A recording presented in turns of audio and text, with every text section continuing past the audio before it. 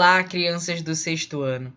Tudo bom com vocês? Aqui quem fala é o professor Lucas e estamos aqui para mais uma aula de ciências, tá bom? Então você que está acompanhando nesse exato momento essa aula ela é da unidade 3, tá bom? Na página aí, referente às páginas 332 a 338. E o tema da aula de hoje será o que a gente chama de hidrosfera terrestre, ou seja, a parte ou porção líquida do planeta Terra. Então, essa aula ela é dividida em duas partes, né? E essa aula aqui é equivalente aí, a primeira parte é equivalente a essas páginas 332 a 338. Então, você que está assistindo, pega teu sistema Maxi, tá bom? Abra nessas paginazinhas, nessa unidade, que nós iremos dar início agora ao nosso conteúdo. Então, quando a gente fala de hidrosfera, pessoal, a hidrosfera, basicamente, ela é a porção ou parte do planeta Terra que é composta por água. Então, mesmo, por exemplo, a água subterrânea, que é aquela água que fica abaixo do solo, que a gente não consegue visualizar, ela também forma o que a gente chama de hidrosfera. Por quê? Porque a hidrosfera ela é uma porção ou uma partezinha do nosso planeta que ela é composta por água, né? Então, onde é que está essa tal hidrosfera, professor? Onde é que está esses lugares dentro do nosso planeta que são compostos por água? Então, a gente tem aí os oceanos, os rios, lagos, represas, águas subterrâneas, geleiras, vapor de água e os nossos igarapés. Todos esses ambientes que possuem água no estado sólido, no estado líquido ou no estado gasoso, eles fazem parte do que a gente chama de hidrosfera. Então, só para fazer um lembrete aí para vocês, a gente viu que a atmosfera ela era a parte gasosa do nosso planeta Terra. A hidrosfera ela é o quê? Ela é o que a gente chama de parte que é composta por água, né, no nosso planeta, tá bom? Então, só para você ter uma ideia da diferença de atmosfera. A atmosfera vem de ar, né? Camada composta por gases. Hidrosfera. Hidro vem de quê? Hidro vem de água, tá bom? Hidro vem de água. E esfera. Por que esfera? Porque a Terra ela tem um formato meio esférico, tá bom? Então, dando prosseguimento, vamos começar a falar do que a gente chama de água no planeta Terra. Basicamente, a gente tem disponível, né, aí em termos de água no nosso planeta, 97% aproximadamente de água do nosso planeta é uma água salgada. E o que é essa tal de água salgada? Por que é chamada de água salgada, professor? A água salgada ela é uma água rica em minerais, principalmente um tipo de mineral, que é o que a gente chama de sódio. E esse sódio e outros minerais que existem nessa água salgada, eles dão um sabor que a gente chama de salobro ou um sabor salgado a essa água. Então, por isso que a gente chama de água salgada. E a água doce, professor? A água doce não é aquela água que a gente põe açúcar. A água doce, ela é uma água que tem baixa ou pouca concentração de minerais, ou seja, tem bem pouquinhos minerais compondo ela. Por isso que a gente não sente aquele sabor, né, salgado quando a gente vai tomar banho de rio, por exemplo, né? Então, basicamente, 97% da água que nós temos aí no que a gente chama de hidrosfera está como aí imprópria para o nosso consumo, porque é água salgada. Nós, seres vivos, nós não utilizamos a água salgada para nossa sobrevivência. A gente só consegue usar a água doce.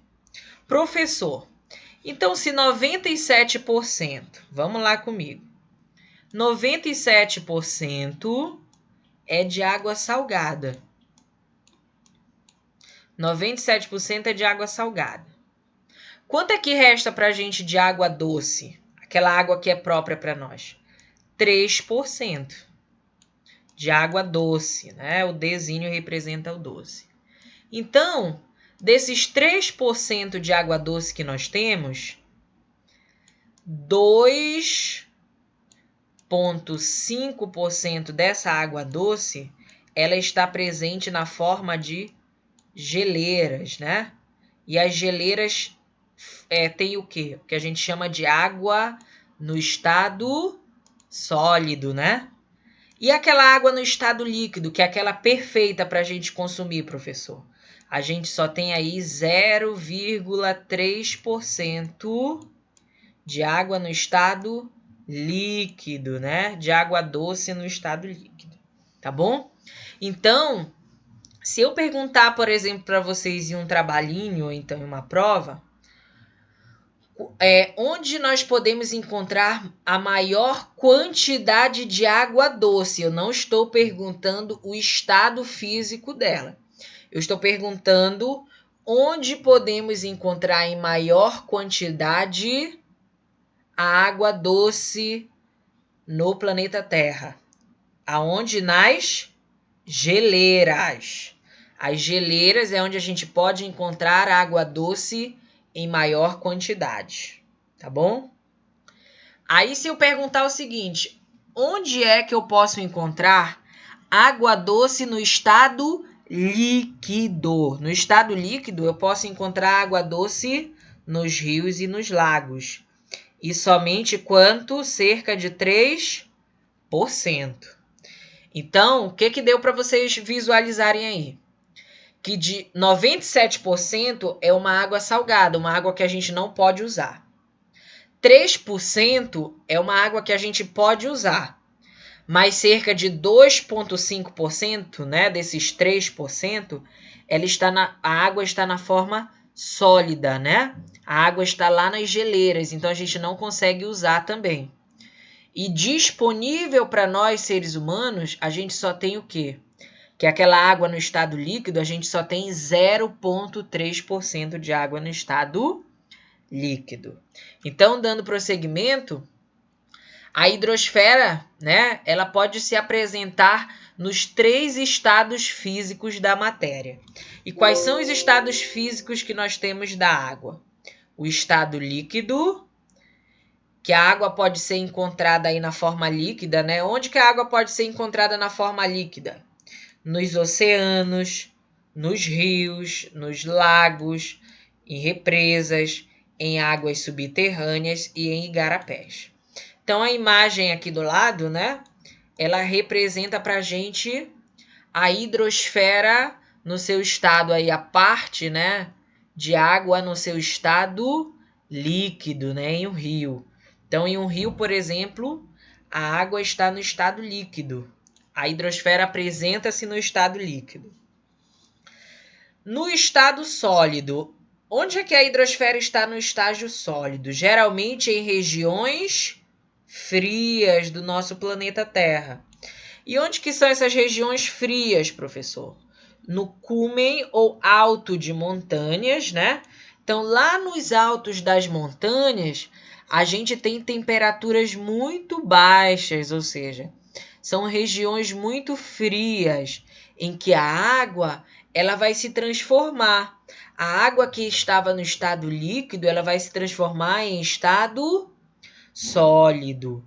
Então, as geleiras, por exemplo, é uma parte da biosfera que nós encontramos água no estado sólido, né? E quanto por cento da nossa água doce está no estado sólido lá nas geleiras? 2,5%, tá bom? É a maior quantidade de água doce que a gente tem, está no estado sólido. Somente 0,3%, ou seja, uma quantidade muito pequena de água doce no estado líquido é que está disponível para a gente. Tá bom, pessoal? E o estado gasoso? O estado gasoso é aquele em que nós não conseguimos ver, né, a água nem no estado sólido nem no estado líquido. A água está no estado de gás. Já viram, por exemplo, quando a gente põe a água, né? Quem faz sem ser... Até na cafeteira mesmo dá da gente ver. Quando a gente coloca a água para ferver, né? Quando a gente aquece a água, né? O que acontece? Começa a sair um vaporzinho, né? O que é aquele vaporzinho quando a água começa a ferver? É o vapor de água. A gente não consegue ver, mas aquele vapor de água, a gente diz que é a água que está no estado gasoso. Então, onde é que a gente encontra a água no estado gasoso? Nós não conseguimos enxergar essa água aí no estado gasoso. Não conseguimos enxergar a olho nu. Por quê? Porque essa água que está no estado gasoso, ela está presente no que a gente chama de ar atmosférico, né? Lembra que a gente estudou o ar? O ar tem uma certa concentração de vapor de água, né? Então, a gente, apesar de não conseguir ver a água no estado gasoso, ela está presente no ar atmosférico, como nessa representação aqui dessa imagem. Tá bom, pessoal? Então, aí um jogo rápido. O jogo rápido diz o seguinte: cerca de 71% da superfície terrestre é coberta por água, o que corresponde a pouco menos de 3/4 da superfície do planeta. Para ter uma melhor noção dessa proporção, divida o círculo em 4 partes iguais e pinte de azul a proporção de água na superfície do planeta. Então, imagina que isso daqui é o planeta Terra, essa bolinha aqui. Você vai dividir ela em 4 fatias. Lembra? Pensa que é uma pizza, né? Divide em 4 fatias. Ele diz que dessas 4 fatias que a gente tem de pizza, né? 3 dessas fatias, 3 fatiazinhas, é o que a gente chama de parte líquida, né? É a parte da hidrosfera. É a parte coberta por água. Então, o que você vai fazer nesse jogo rápido? Dividiu em 4 partes a pizzazinha, você vai pintar de azul 3 fatias dessa pizzazinha e deixar apenas uma fatiazinha sem pintar de azul. Por quê? Porque essa fatiazinha sem pintar de azul, ela representa a parte que não tem água no nosso planeta Terra. Tá bom, pessoal? Então, dando continuidade, iremos agora para a definição do que a gente chama de águas subterrâneas. Professor, o que são essas tal de águas subterrâneas? As águas subterrâneas, elas são águas que estão abaixo do nosso solo, né? Nós já estudamos os solos, né? Que são formados por restinhos de rochas, lá no nosso primeiro bimestre. Abaixo desse solo, a água, ela vai poder estar aí de 2 formas, né? Nos aquíferos ou nos lençóis freáticos. Então, abaixo do nosso solo, a água ela pode ficar armazenada de 2 formas, em forma de aquífero ou de lençóis freáticos. Então, quais são os tipos de água subterrânea? Aquíferos e lençóis freáticos, tá bom? E o que são as águas subterrâneas? São águas que estão abaixo do solo, né? E os aquíferos? O que são os aquíferos, professor? Os aquíferos, eles são formados por camadas de rochas porosas, ou seja, aquelas rochinhas que têm buraquinhos, né? Poros dentro delas. E esses poros, eles acumulam ou conseguem acumular uma grande quantidade de água. Aqui na imagem, ó, você pode ver o quê? Que nessa região onde está o aquífero, né? Você pode ver que tem vários pedacinhos de rochazinhas aqui, né? E tá na cor azul por quê? Porque essas rochazinhas acumularam tanta água que elas se transformaram em um aquífero.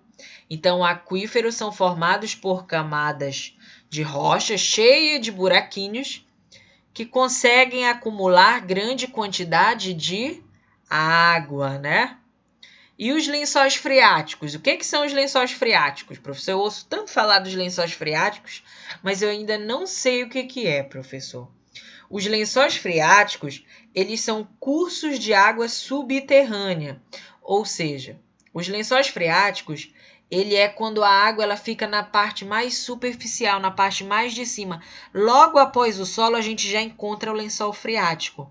Abaixo do lençol freático é que a gente encontra os aquíferos, né? Então, o lençol freático ele é uma camada muito superficial. Após o solo, terminou o solo, né? A gente já tem o lençol freático. O lençol freático, ele é um curso de água, né? Ele é um local de armazenamento de água subterrânea que tem pouca profundidade, ou seja, se a gente cavar, né, abaixo lá do solo, a gente já consegue encontrar os lençóis freáticos. Onde é que a gente usa o lençol freático, por exemplo, professor? A gente usa a água do lençol freático, por exemplo, que a gente chama de poços artesianos. O que são os poços artesianos? É quando a gente fura, né, o solo e consegue chegar aí no lençol freático. Por quê? Se a gente conseguir furar até a última camadinha do solo, né? Abaixo dessa última camadinha do solo, a gente tem um lençol freático. Então, esse lençol freático, ele é rico em quantidades de água, excelente para a gente. Então, em locais que faltam água, a gente cava um buraco lá até chegar onde? Abaixo aí da última camada do solo e a gente tem o que a gente chama de lençol freático, tá bom? Então, aqui é uma representação, né, do que a gente chama de lençol freático. Então, abaixo do solo, nós já temos o quê? O lençol freático, que é essa porção bem aqui, ó, esse pedacinho bem aqui, que está composto de azul, tá bom? Depois do lençol freático, o que que vai acontecer? Existem o quê? A água, após o lençol freático, ela pode começar a se armazenar em rochinhas cheias de buraquinhos. E quando essa água do lençol freático, ela se armazena em rocha cheia de buraquinhos, ela vai formar o que a gente chama de aquíferos. Então, os aquíferos, eles estão depois de quem? Do lençol freático, tá bom? E como é que o aquífero é formado? Quando as rochas ígneas que são cheias de buraquinhos conseguem acumular água. Muito bem. Vamos lá falar de alguns aquíferos que a gente tem. A gente, né, no livro de vocês, trata do que a gente chama de aquífero Guarani. O que é o aquífero Guarani? O aquífero Guarani, ele é um enorme reservatório de água subterrânea que nós temos. O aquífero Guarani, ele é o segundo maior aquífero do mundo, tá bom? Então, o segundo maior aquífero do mundo está onde? No que a gente chama de aquífero Guarani. O aquífero Guarani, ele ocupa cerca de 70% do Brasil, desculpe. Ele passa, então, pelos estados de Mato Grosso, né, de Goiás, Mato Grosso do Sul, São Paulo, Paraná, Santa Catarina, Rio Grande do Sul, né? Esses 70%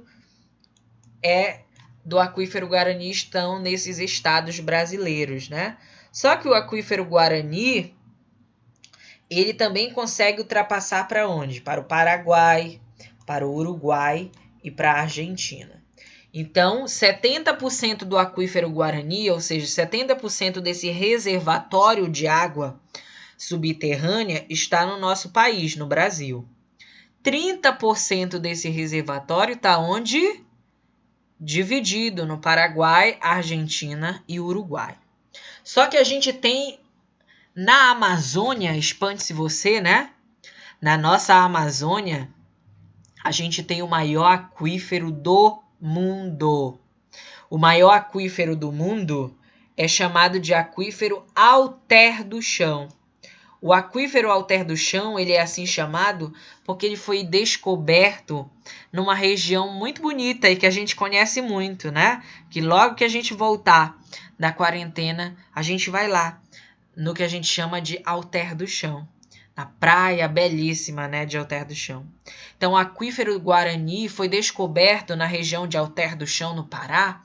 Basicamente, foi descoberto um grande reservatório de água que consegue aí sustentar, né, em termos de água, a população mundial. A população do mundo, professor? Sim. Por cerca de 100 anos. 100 anos. Veja você. Veja aí você o quanto de água debaixo do lençol freático, né? Lá no aquífero Alter do Chão nós temos uma quantidade tão grande que a gente consegue sustentar aí por 100 anos a população mundial. Então, o aquífero Alter do Chão ele está em 100% do território brasileiro. Então, o aquífero Alter do Chão está em 100% do território brasileiro. Ele é considerado o maior aquífero do mundo. E ele está nos estados do Amazonas, Pará e no estado do Amapá. Foi chamado de aquífero Alter do Chão por quê? Porque ele foi descoberto na região ali próxima à área de Alter do Chão, tá bom? Então, o aquífero Alter do Chão ele é como se fosse um enorme rio debaixo da terra e que possivelmente se a água no nosso planeta acabar, a gente pode usar esse recurso aí do aquífero, tá bom, pessoal? Então, vamos lá analisar a questão da água e os seres humanos. Qual é a função da água para nós, seres humanos, né? Será que ela é importante ou ela não é importante? Então, basicamente, todos os seres vivos eles dependem da água para sobreviver. Então, os seres vivos eles usam a água, por exemplo, para fotossíntese, né? As plantas usam a água para fotossíntese, para respiração. Nós usamos a água para controlar a nossa temperatura, né? No transporte de substâncias, o suor, né? É o principal exemplo aí de que a gente usa a água no controle da temperatura. Tá bom? Então, a água ela apresenta diversas funções para a gente.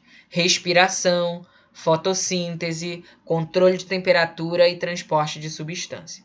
Então, os seres vivos, eles apresentam, em geral, diferentes quantidades de água no corpo. Por exemplo, o ser humano recém-nascido, ele apresenta aí em torno de 75% a 78% de água. Um bebê que está ainda lá no útero da mamãe, né? Numa regiãozinha que fica lá próxima à barriguinha da mamãe, ele tem uma grande quantidade de água, cerca de 95% de água, né? Logo nos primeiros meses aí que a mamãe engravidou, tá bom? Então a água ela varia de ser humano para ser humano, por exemplo. Nós temos 70% de água, 75% do nosso corpo é constituído de água. Mas tem animais, por exemplo, como a água-viva, né, lá do Bob Esponja, que ela tem 95% do corpo dela sendo constituído de água, né? Então é uma grande quantidade. Tá bom, pessoal? Professor, e em lugares que tem pouca água, o que acontece? Como é que os animais conseguem sobreviver lá? Como é que as plantas conseguem sobreviver nesses lugares, né? Como é que a gente consegue ter vida nesses lugares, pessoal? Então, em geral, a quantidade de água doce disponível ela é muito pequena. Em regiões desérticas, por exemplo, né? Em regiões desérticas são regiões que têm pouca quantidade de água. Então, como é que animais e plantas eles conseguem sobreviver em um ambiente que tem pouca água? Basicamente, ao longo do desenvolvimento ou ao longo da evolução desses seres, eles foram se acostumando, né? Foram se adaptando a viver, né? Com uma pequena ou uma reduzida quantidade de água. Então, animais como o camelo, por exemplo, ele usa essas corcundinhas dele, chamada de corcovas, para tanto fornecer alimento para ele, quanto também para fornecer água.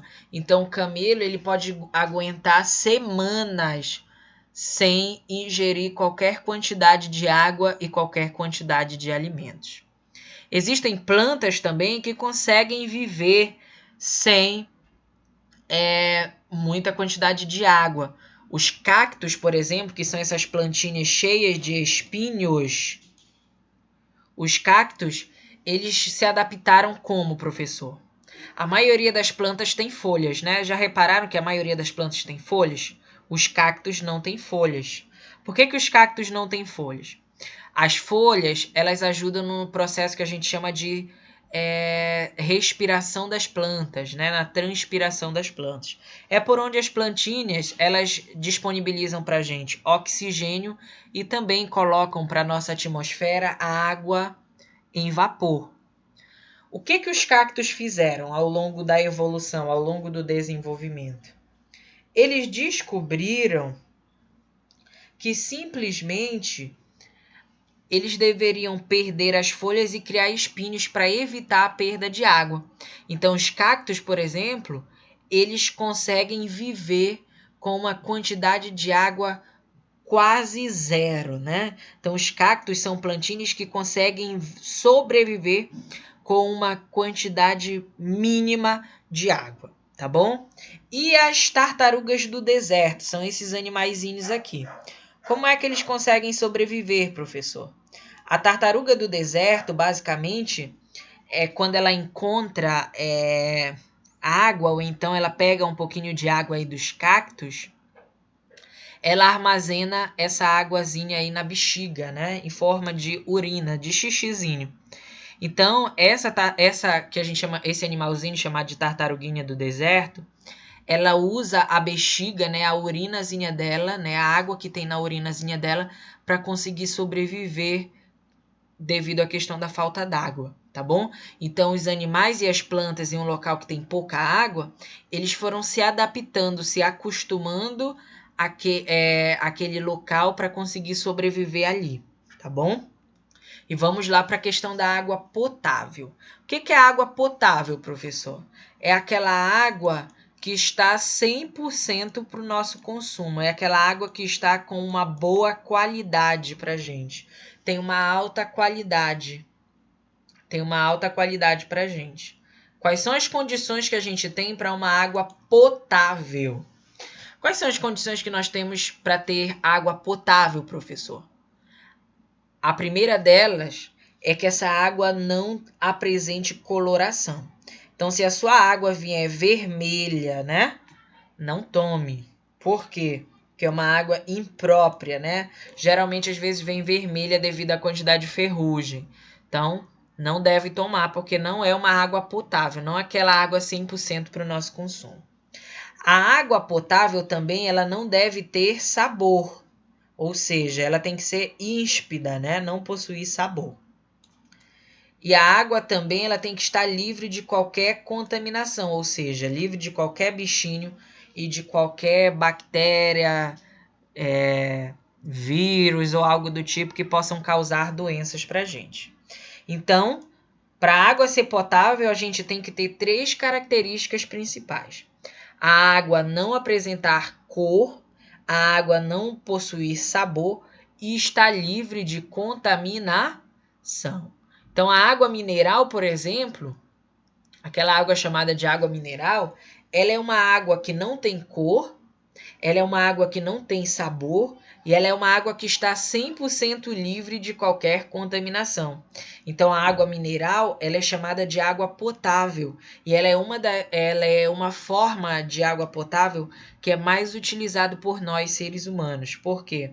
Porque a gente consegue encontrar nos supermercados, por exemplo, né?